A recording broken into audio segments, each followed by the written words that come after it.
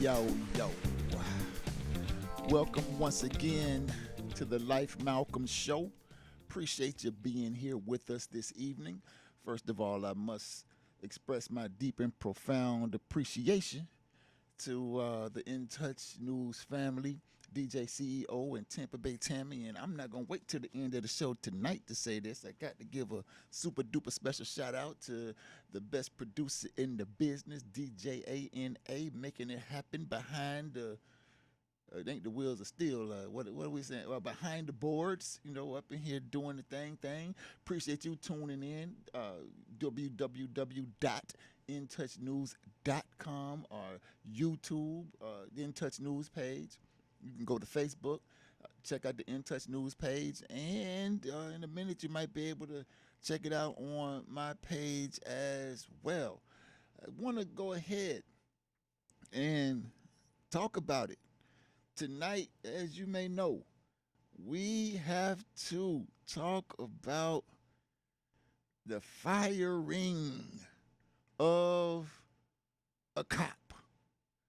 And I mean, you know me, right? So be sure you go back right quick and listen to, I don't know if you can do it since it's live, but sometimes you can rewind right quick and listen to the disclaimer. I don't have it memorized, but let me say, these views and these opinions are not necessarily shared by In Touch News or anybody else who got anything to do with it. These are my views, views of the African working class masses that have a sound revolutionary theory grounded in sound revolutionary practice. So today, we got to talk about the firing of a cop. And like I was about to say, if you know me, you know I don't have no love for the police. None. Zero. Zilch. If I could speak more languages, I would make it plainer how much little love, less than zero, negative. Is it a such thing as negative? I have negative love for the police. But I have a love for right and intelligent and logical and rational and reasonable. And just don't sit right, y'all, that the Tampa Police Department would fire a cop for the reasons that they fired this cop last week. If you don't know what I'm talking about, let me tell you something. DJ, can you help me out? When you can, yeah. Let me tell you something. They done fired the Tampa Police Department has fired a cop named Delvin White for allegedly using the N-word. And I hate saying that like that. It's so goofy to me. But I understand that it's a radio network program, and some people, although obviously not having a serious problem being treated like one, have a serious problem with hearing the word, the N word. And in case you don't know what that means, it's not Nigeria. It's not Niagara. It's somewhere in between them two, though. You might be able to find it. It's closer to Nigra.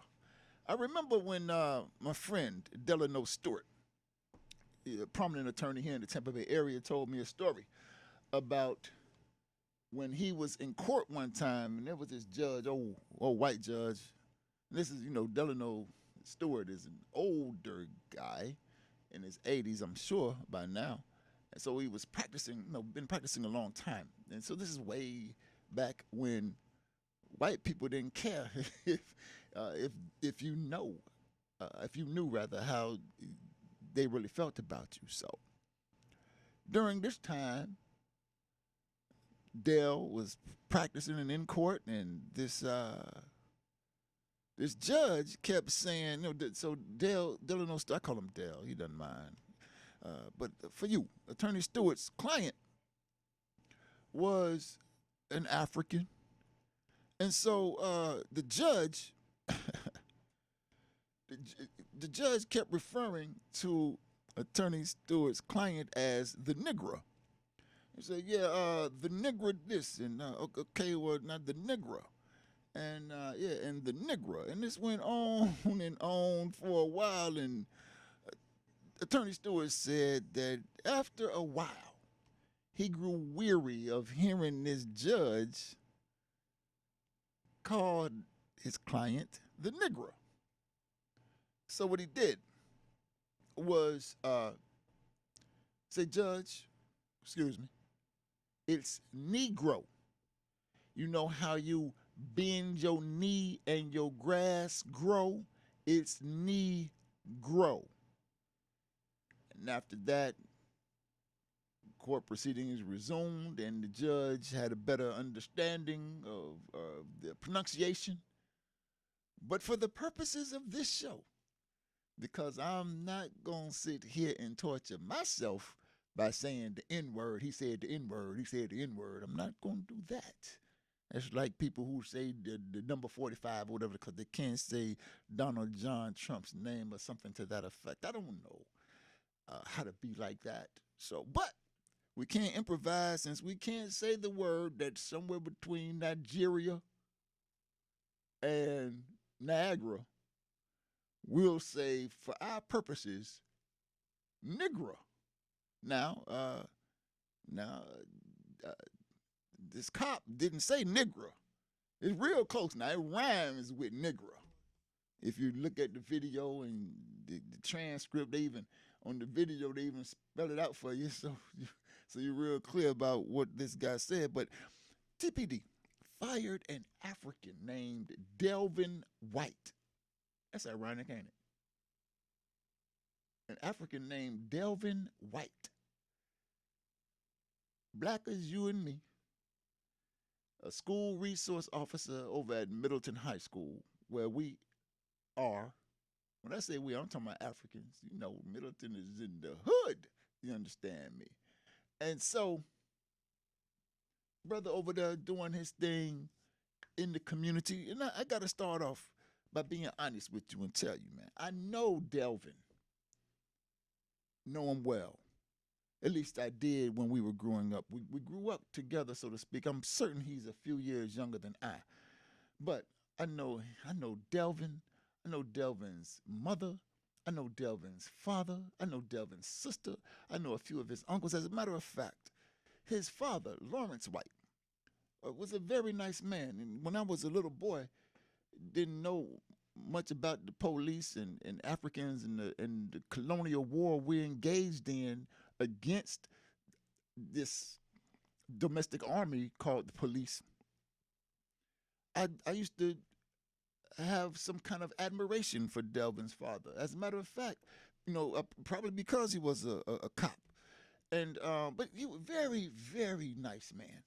And as a matter of fact, he sold my mother my first car, my 1980 Buick Regal. It was not a Regal, it was a Regal. You understand? Anybody who ever been in the Regal knows why it was the Regal.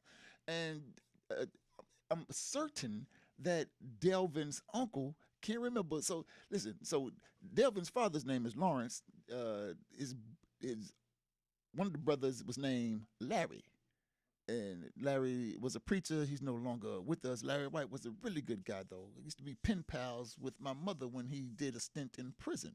I'm telling you, I know this family, right? So, the brother, it was either James or Jimmy. That's my point. It was a Larry and a Lawrence and a James and a Jimmy. But one of them, James or Jimmy, used to do window tint, maybe still does, and tinted the windows on the Regal before the colonizers started going around talking about the tint too dark and all that kind of stuff. We had the dark boy tint. We used to call it the dark boys. We had the dark boys on there, right? So I know this family. And Delvin, know his sister, if I didn't say it already. Like, I know these people. Delvin was always a cool cat. And but I ain't got no love for no police. You don't care, who your parents are. They could be my parents. If if my parents have the police, I don't have no love for him or her. But the point I want to make is Delvin grew up in the same hood I grew up in, the same environment I grew up in. And I know the way we talk in that environment. I understand the culture of that environment quite well. I'm from that. I'm still in that. I still live that. Still talk like that. I say nigger all the time. And so, when I hear that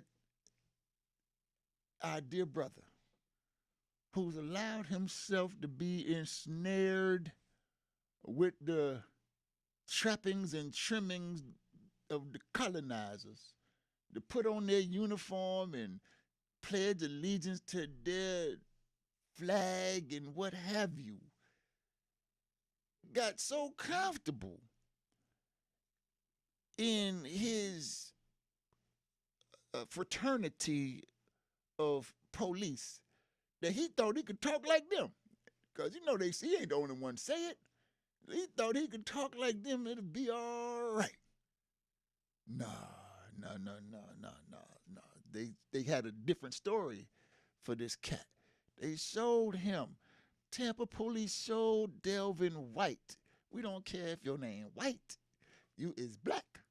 And we want to get you off the force any way we can. That's the point. We don't want your black ass on the force. And if we can find something for which to fire you, we will. Because when we get back, we're about to go to break in a little bit. But when we get back, we're going to talk about several opportunities, incredible moments in Tampa's recent history that one of the police chiefs over the, like I said, fairly recent history could have taken this kind of moral high road where we have to be trustworthy to our community. We can't have Delvin saying nigger because that's going to jeopardize the community, the way the community sees us. So when a Negro says nigger, or rather when a nigger says nigger, you got to fire him. So the community can know they can trust us, right? And if you have any sense at all, if you have the sense of a baby bird, you ought to know that that's some tricky kind of logic right there. So we're going to talk about it. Call in at 813-444-9588. That is 813-444-9588. Ask your questions. Challenge me if you don't like something I'm saying or if you think what I'm saying is incorrect. Get on the phone. Don't be scared. This is your time to speak up because right here at In Touch News, everybody is a star and the biggest star is you. We're going to be right back after this. It's the Life Malcolm Show, y'all. We talking about PPD and the Negro when we get back.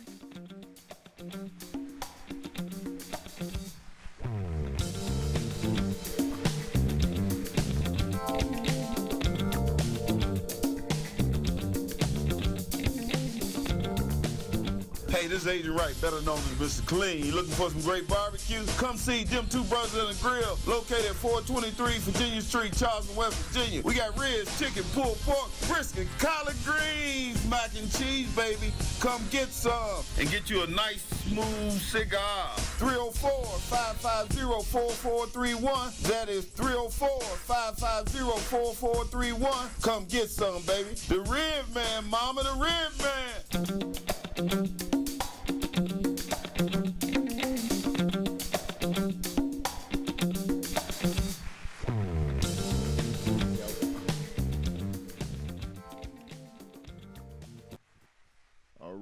All right.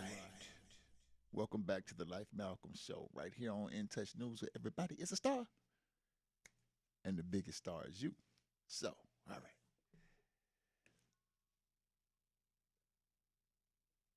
Just to give this some context. According to news reports, Delvin White was in the car, in the police cruiser.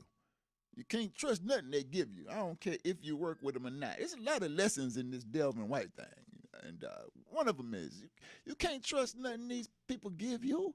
They will give it to you and use it to trap you.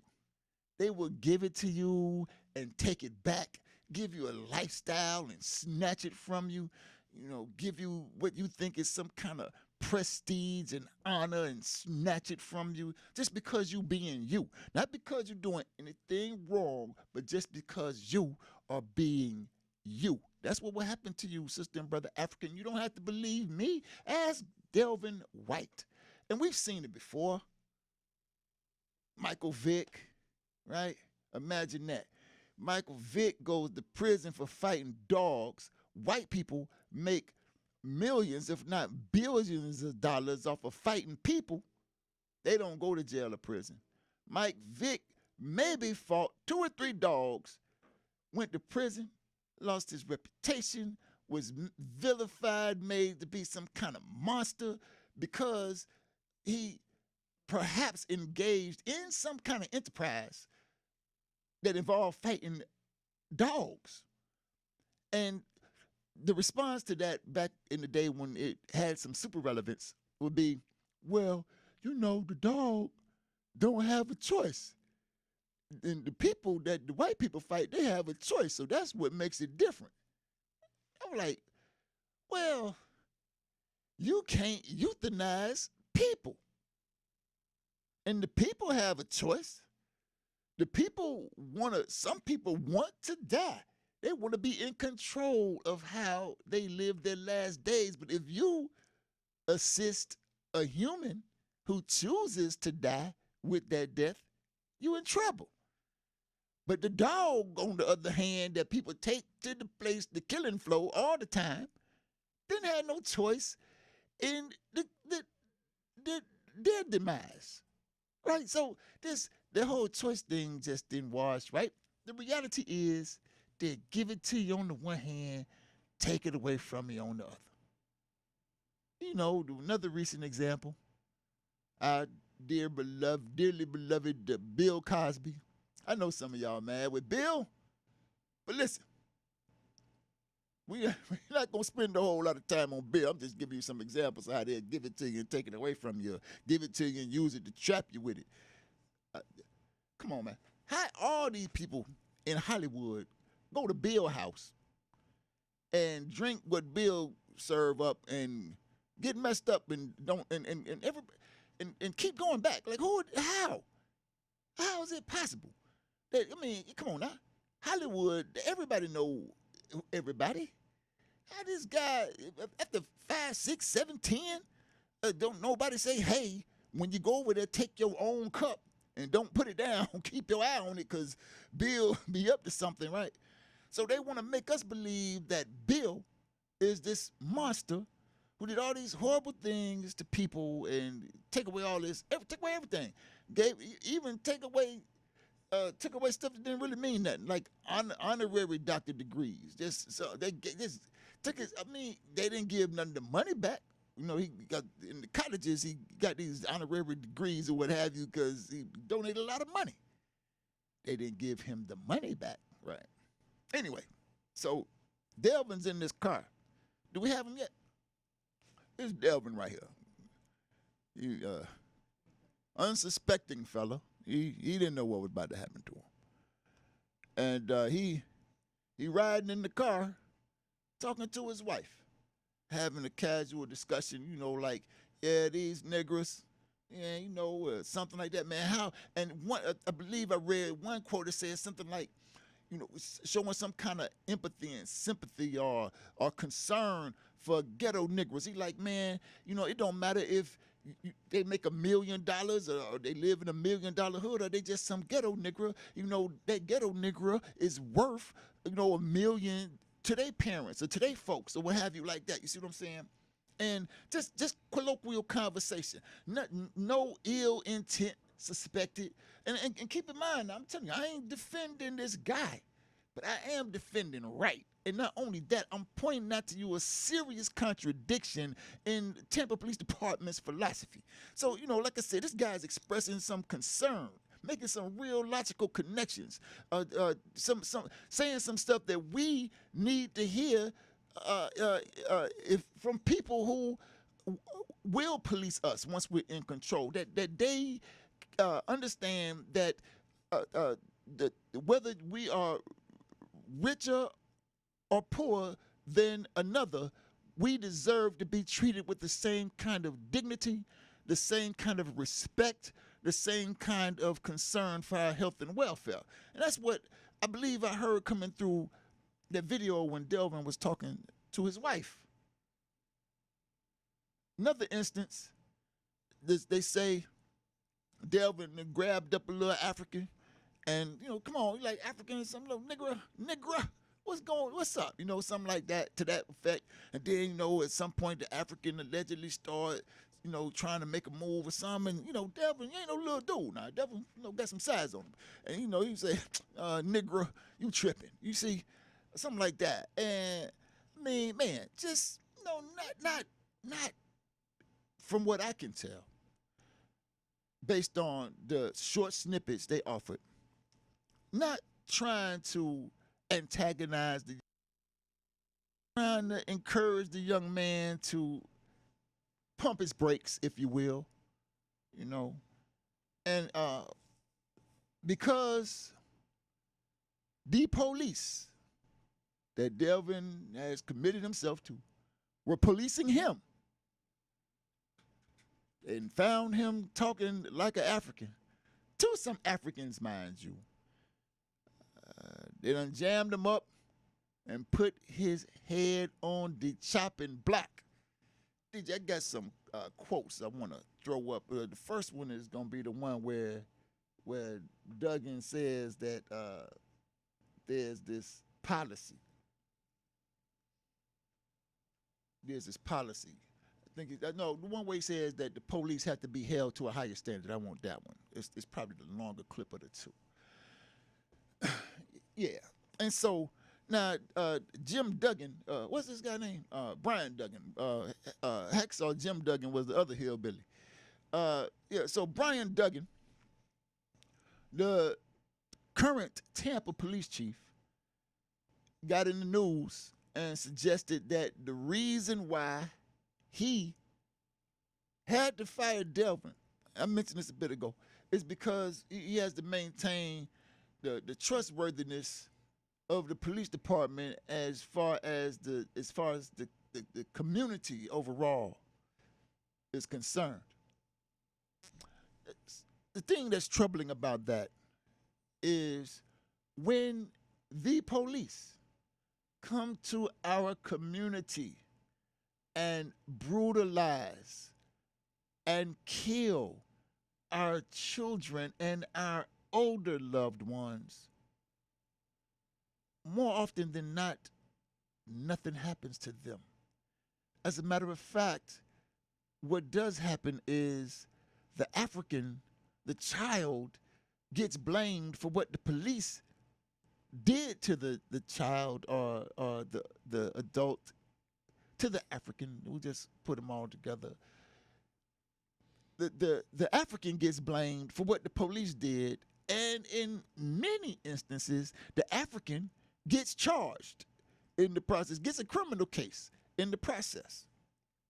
I remember when this guy, liar, pants on fire, Gregory Pryor, police, Gregory Pryor, look him up, just like it sounds. And by the way, this is InTouchNews.com, the Life Malcolm Show on In Touch News. These my thoughts, these my views. Ain't nobody tell me to say it. It's on me. Call 813-444-9588. Drop something in the comment section if you got something to say. I want to hear from you. So, liar, pants on fire, Gregory Pryor, in 2014, I want to say, ran up in what was that called? Central Court Apartments. And so while I'm talking, y'all can read that quote.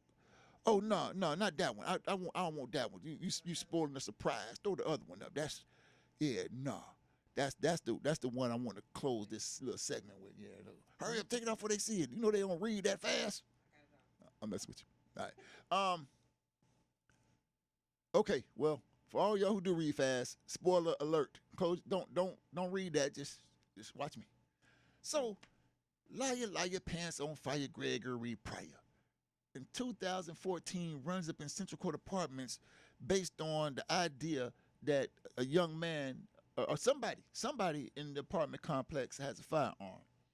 And this guy, Gregory Pryor, had just shot and killed an unarmed man 9 months prior to this situation. And so instead of the police, who's so concerned about how the community supposedly, according to this stuff that Brian Duggan would have you believe, so he tries to rely on this policy, discriminatory conduct. This manual B1.2 on discriminatory conduct states in part that violation of this policy shall be grounds for immediate dismissal in the absence of extenuating circumstances, police stated. So, so that's what he's relying on, this policy of discrimination or anti-discrimination in the police. But they don't have that policy when it comes to liar Gregory Pryor shooting one unarmed man 9 months before going to Central Court Apartments. And Central Court Apartments, and shooting down and killing Javon Neal with no evidence at all. None whatsoever that Javon Neal ever posed a threat to them. By all accounts, Javon Neal was running away from liar Pryor.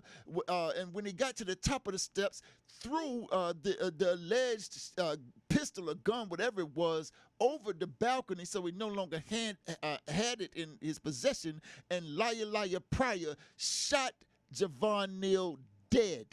Shot him dead, dragged his body out in the middle of the apartment complex for people to gawk and what have you. And then just a few months after that, liar Pryor gets into some kind of car crash on one of the interstates, jump out the truck, leaves the scene, creates the story that there was a mystery driver in the vehicle, but the sheriffs pulled him over. It wasn't his fraternity buddies in the Tampa Police Department. It was the county sheriffs. They pulled him over, and they wanted to take care of business with him. And so they did. They launched an investigation and found out that liar Pryor was indeed a liar. And TPD fired Pryor for lying. They ain't fire him. They didn't fire him for killing Javon Neal. They didn't fire him for killing another unarmed man, but they want us to know that we can trust him so much that they'll fire him for telling a lie.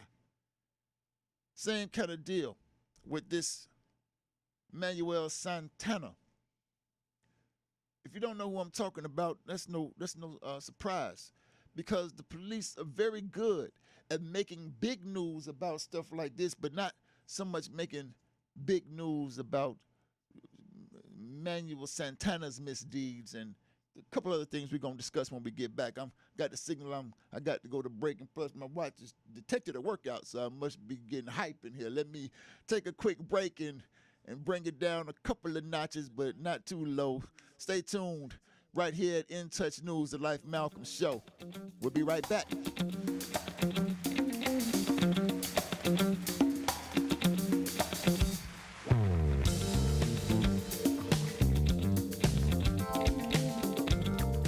Hard to believe, but people just like you are already saving money. FeedThePig.org makes it easy. Their simple savings plan teaches you how to start saving without going overboard, so you don't need to start foraging wild berries. I was skeptical, but these are actually pretty good.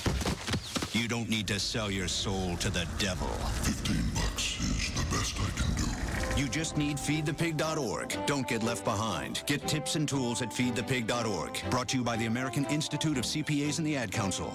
Welcome to Calvin's Barbershop. You all got to see this. I don't even want to know what you're looking at on that phone. Well, you should. I was learning about the dangers of high blood pressure and that we need to get ours checked regularly. High blood pressure can increase the risk of heart attack or stroke, but this text program can help keep it at a healthy range. Just text Barbershop to 97779 to sign up. I'll get right on it as soon as I'm done with this baby panda video.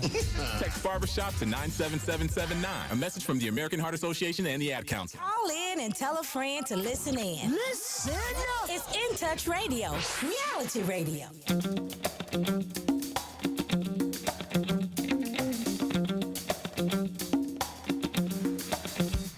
And we are black. So, Manuel Santana was a school resource officer. That almost sounded like sucker school. Yes, I was trying to do an acronym. School resource officer, sucker. Well, anyway, Manuel Santana over there at Chamberlain High School. Y'all might remember the story. Little old skinny something. I hope that's my little sister too. I love Britt. I hope she don't mind me calling her skinny, but she thin wind. Can't be at this time, no bigger than, what, 100 pounds, maybe 112 pounds, something like that. And you got this big old Manuel Santana, big, bad, tough guy. Somebody done lied on Britt. Britt say she got, her name is Brittany Overstreet, and it's been in the news. It's a media story. They like to show you how they brutalize us in the media. So they have pictures of Brittany with her jaw broken, her lip busted, her eyes full of tears because this Manuel Santana, Tampa police, working at the school with the children. When children, as sometimes might do, made up some stuff on Brittany, said that she had mace in her purse, flat out lie. Instead of carrying out this investigation with techniques that would have allowed the school to get to the bottom, to get to the truth of the matter, Manuel Santana felt that he was big enough, bad enough, in control enough to go and just take Britt's property from her. And when Brittany stood up for herself, this sucker picked Brittany up and slammed her on her face, picked her up by her ankles, picked her by whatever. He say different stories, but some kind of way. He picked her up, and some people say picked her up twice, slammed her on the table, then slammed her on the floor, broke her jaw. Guess what? He didn't get fired. No. As a matter of fact, he's the same dude that in 2017 at the same high school, Chamberlain High School, that was seen or that was depicted in a video pretending, DJ, cut the music. I did not say that the police charged Brittany with some kind of charge against the monster Santana, Manuel Santana. They charged her with a crime. And Manuel Santana got scot-free. They blamed Brittany for her own injuries. You can see it in black and white. It's in the newspaper. Just Google it, Brittany Overstreet. They blamed her. They did not fire Manuel Santana. He didn't say nigger, but he treated Brittany like a nigger. He didn't get fired. And then, fast forward a few years later, this dude is in the news, in the news for being in the video with him and some other cop, Tampa cop, a resource officer, if you will, what they call them. They pretending to arrest an African, with the thumbs up sign. During the prison, the pipeline pandemic, it feels like one, because like 1 in every 8 people in prison in the world is an African. And we all know that Hillsborough County for a long time was #1 at direct filing juveniles. and most of them were Africans. And we know about the bicycle, biking wild, but we know about all that, right? And so in the midst of all this, these insensitive, callous colonizers who wear uniforms and call themselves the police, illegitimate force in our communities, terrorizers of our children in schools. They're going to make light of our plight, jumping in the video with this monkey sugar honey iced tea. And then, when criticized, oh, by the way, did not get fired. No reprimand. They say they talked to him, but no disciplined. No disciplinary actions took place. And when asked about the behavior, the response was, well, it was a student-created video, as if that makes it all right. But now, I want to put up the next quote, DJ. I'm gonna tell you why. Put up the Hacksaw Duggan. Brian Duggan. Put him up so the people can see him. Cause I didn't know what he looked like until recently. You don't really concern me much, and black is beautiful. I prefer looking at African people as much as I can, especially when they don't have on the bandit with badge uniform. And anyway, you got him up. All right, so this guy, man, I'm gonna get fired too. I know. God have mercy. Anyway, this guy, I'll tell you why Delvin got fired. Do you know why? Let me tell you why Delvin got fired. Okay, that's it. Now, throw the clip up, DJ, of that quote. I'm going to show you exactly what this is a word. This is not a word from the word, but we got that coming up for you before the end of the show. Call in if you want to before then, 813-444-9588 if you want to rap a taste. But, yeah, let me tell you why.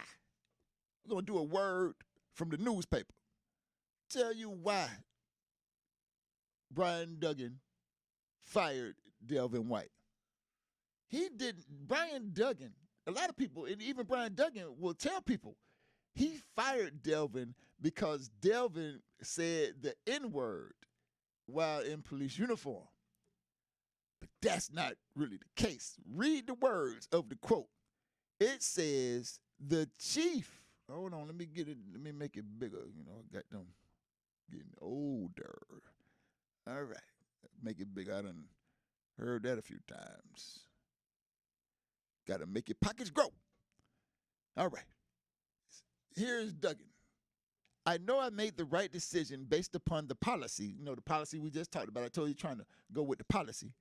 But that still doesn't make it an easier decision. Watch this now. The chief adding, if one officer is held accountable for the use of the word, everyone has to, despite the officer's race. Now watch this. Here you go. If Brian Duggan, the chief of police, referred to a group of people as ghetto Negros, when your chief of police is talking like that, what do you think would happen to me? He said. Yeah, that's what it's about. Delvin didn't get fired because Delvin said the word. Delvin got fired because Brian, what's his name, Duggan? Duggan can't say the word.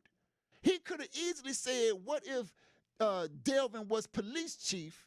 Would you want to hear your police chief talking like that, right? And then we could have made the decision based on some kind of relevant condition, circumstance, because there's a difference between Brian Duggan and Delvin White. The main one being is Delvin White ain't white. Yeah, and so this guy, Duggan, he even says it. He want everybody to be able to say it. And since everybody can't say it, and me, since I can't say it, then he can't say it either. I mean, how twisted is that? You understand? Because he ain't from our culture. It's not pop culture for white people to walk around saying nigger, but niggers make a lot of money saying nigger every day. It's songs on Billboard. It's comedic. Chappelle's show was banging. Understand me? It's pop culture. It's part. And I'm not. Listen.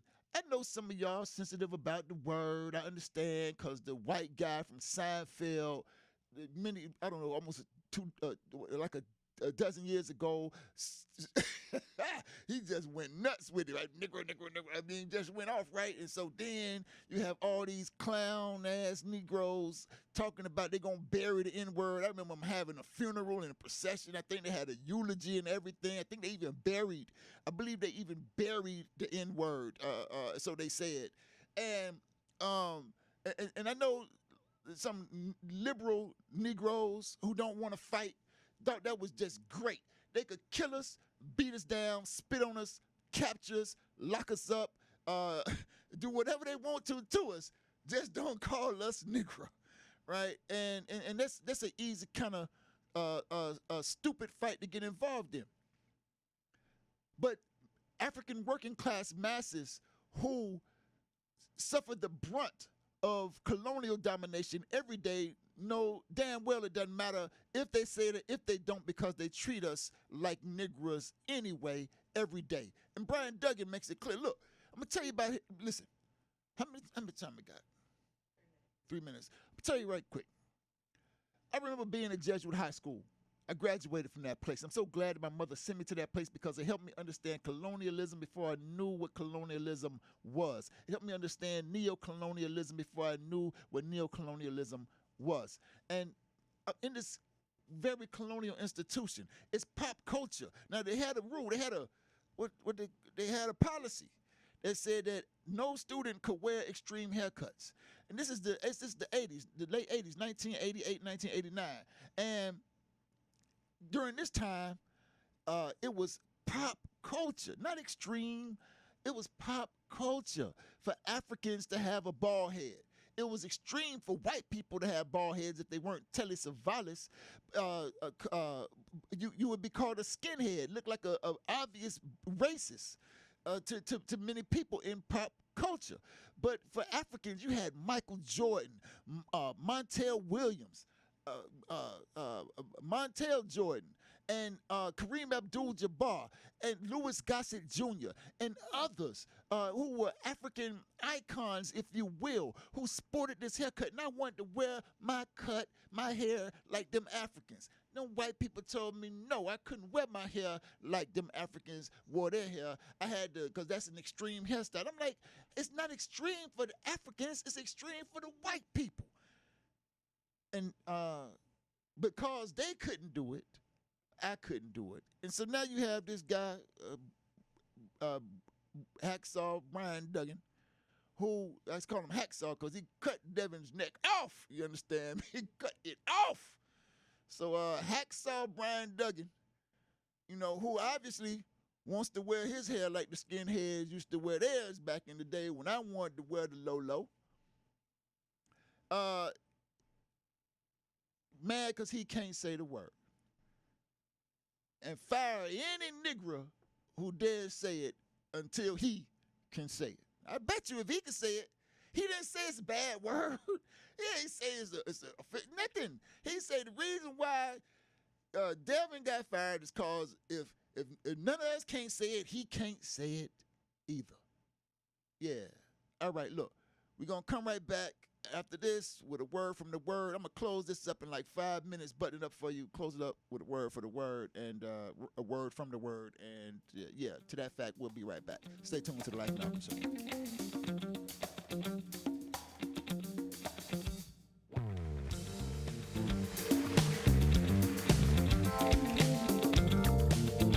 The Storks are bringing me a baby brother. We can do this together. All right, let's go. dorks know how to keep kids safe. Do you? What? Oh my gosh, you don't know. I know. You don't? Oh man, you laugh when you're uncomfortable. No. Making sure your child is in the right car seat is one of the steps to safer travel. I will rock this! You will rock this. To know for sure that your child is in the right car seat for their age and size, visit safercar.gov/the-right-seat. Cool. Very cool. Brought to you by the National Highway Traffic Safety Administration and the Ad Council. It's important to plan ahead for emergencies, like the storm. When it kicked in, we had a plan. We were able to get in touch with each other in no time. How to find each other. The whole experience was fine. The most frightening 10 hours of my life. If there's one piece of advice I'd offer other moms out there, it's to stay calm and keep to the plan. Some parents plan ahead, some don't. Make sure you know where to find your family in an emergency. Start your plan at ready.gov. Brought to you by FEMA and the Ad Council.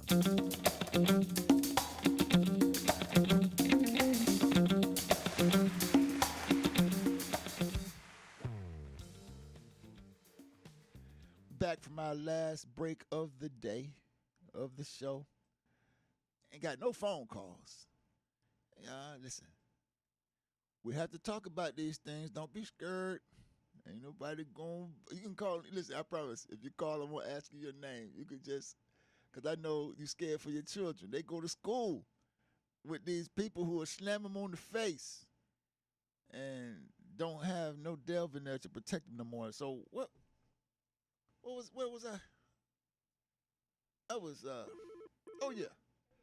talking about how he want to say it, but since he can't say it, then we can't say it. Go ahead, caller. You on the phone with Life Malcolm at the Life Malcolm Show. You go ahead and say it, but don't say it now. Say it. Okay, this is Candy Low. I'm not going to say it. I'm not going to say it. The show is great. When you got to that hair part, brother, this reminded me of my son when he wanted to grow his dreads and he was going to go and work at Dunkin' Donut. The folk told him he couldn't wear his hair like that. Yeah. And I just had a thought, of them telling us how we have to wear our hair. Yeah. Has always been amazing. But great show this evening.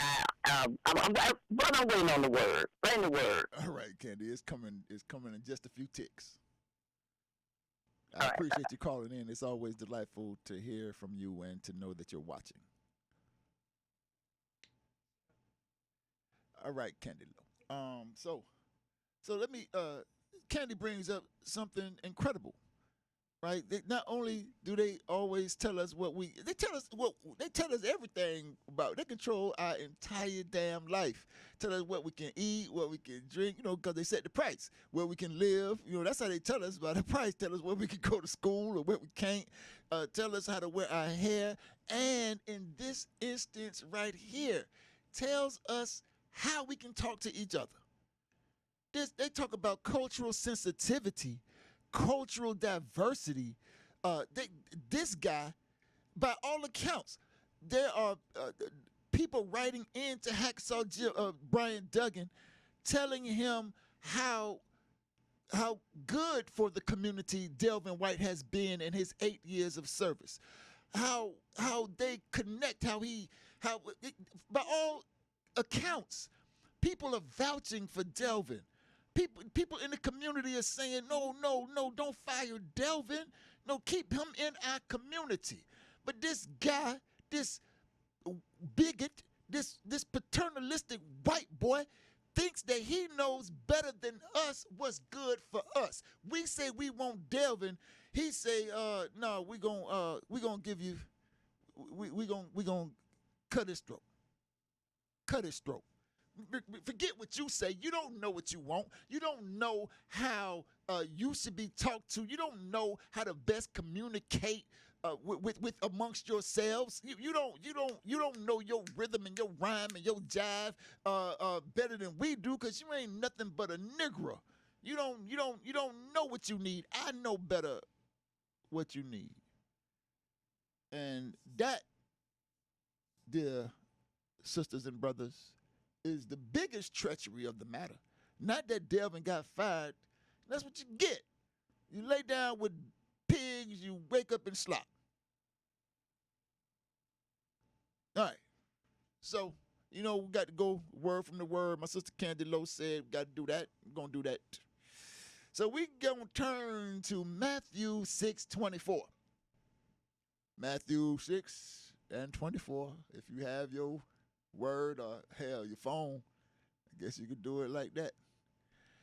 And turn over to Matthew 6:24. We're going to read that, but before we do, I want to give you a quote. Oh, let me, DJ, cut the music. I'll say this right here before I go into that part. As you may know, I work at a Celia law firm. We specialize in criminal defense and civil rights. I raised that point because this kind of stuff that I talked about a bit ago, where police mistreat us, mistreat our children in the streets, in the schools, it still happens today. You may know of this case that we have right now. It's a case up out of Orlando where this girl put them hands on that resource officer. but still, the brutality, the discriminatory behavior. I don't know if he ever called her nigger, but the discriminatory behavior with which he treated her and treated her antagonizers, discriminatory both because she was African and because she's a young woman. It's obvious in the video. And the sister put them hands on him, trying to defend herself and her dignity and bodily integrity. And he tasered her, took her down. The point is, this stuff ain't going to stop until we stop it. We got to stop it. And so that's why I'm going to roll into this quote and then roll on into the word, a word from the word. The quote I want to share with you this evening is, "To forgive is irrelevant. To forget is death." To forgive is irrelevant. To forget is death. I know some of y'all think, oh yeah, you got to forgive, and you know, eye for eye. No, that's the wrong one. That's my scripture. What y'all like? Oh, turn the other cheek and all this, you know, all that forgiveness stuff is irrelevant. It has nothing to do with our ability to seize power and survive, to seize power and live in this place on our own terms. Well, it's to talk how we want to each other, when we want to, when we need to, on our terms. But some of us have forgotten, because it's such a distant memory for us to be in power and control of our own lives. It's such a distant memory for us to be organized among ourselves and working together among ourselves to supply everything that we need. You know, you heard the stories about how you could borrow sugar from over here and flour from over there and $1 from over there, and because we had community. But one thing is for sure, as Matthew 6:24 tells us. Oh, let me get it right. Let me read it. It says, "No man can serve two masters, for either he will hate the one and love the other, or else he will hold to the one and despise the other. Ye cannot serve God and mammon." If you don't know what mammon is, that's money, riches. And I'm going to take a little bit of liberty here and say prestige, position. I got a name. You call me officer. I roll with the white folks. I hang with the colonizers. But in order to do that, when you see an African hobnobbing with the colonizer like that, when the African's livelihood depends on the colonizer, whether the African can feed his or her family, is based on their relationship with the colonizer. You see an African who's disconnected. who is holding to the one that pays their bills and despising those who still have their back when the bill payer turn off the spigot. Yeah, you done seen it before. Come back to the Africans. OJ ran away from us. OJ ran away from us. But after he was accused of sending a couple of colonizers home on trial, he cleaved closely to the African community. Right. So, dear sisters and brothers, I would say this.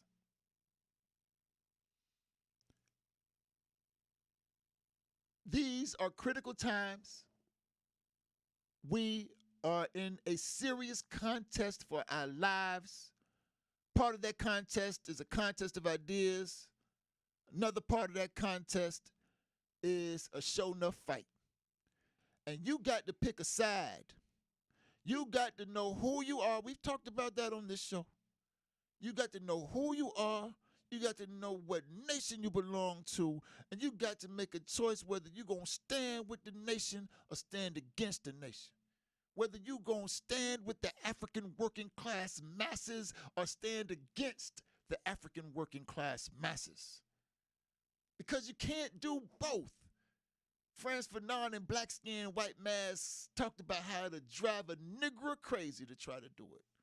I believe James Baldwin even got work that we can pull from that talks about this double-mindedness that so many of us try to this duality we try to live in. It's so dangerous because it's easy to hold to the one so much and despise the other so greatly that we forget where we from. And I'm not saying nobody we know in this discussion is like that. I'm just saying it's easy. And when we forget where we're from, when we forget what side we belong on, it's death. You fall for tricky talk like Hacksaw Brian Duggins claimed that, he fired Delvin for to maintain the trustworthiness in the community. You ain't got none. Delvin was probably the best thing you had going as far as trustworthiness in that community. So says the letters and the phone calls you get. But you don't listen to African people. The police don't care what African people have to say in Tampa. No, that's not how that goes. You want a citizens review board, they pull the teeth out. You got a gummy, a no tooth, the toothless citizens review board. Can't do nothing. It does the mayor's bidding in some instances.